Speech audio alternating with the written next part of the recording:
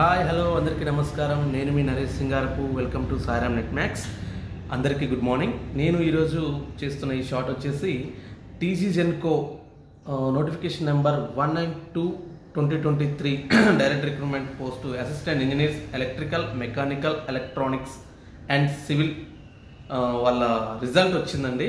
ఆ రిజల్ట్ తర్వాత ఏంటి స్టెప్ అందులో క్వాలిఫై అయిన వాళ్ళు నెక్స్ట్ స్టెప్ ఏంటని చెప్పేసి కొంత డౌట్ ఉంది చాలామందికి. అయితే ముందుగా ఇందులో ఇన్ఫర్మేషన్ ఏంటంటే రిజల్ట్ వాళ్ళు తీసుకునే కట్ ఆఫ్ ఎలా అంటే 100 బిట్స్కి 100 మార్క్స్ అండి. 100 బిట్స్కి 100 మార్క్స్.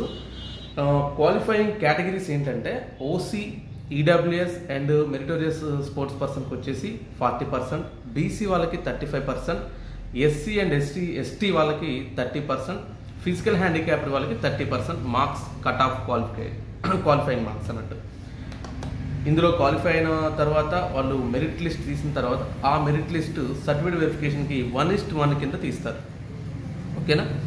క్వాలిఫై అయిన క్యాండిడేట్స్ 1:1లో మీ నేమ్ ఉంటుందో లేదో చూడండి. All the best. బాయ్.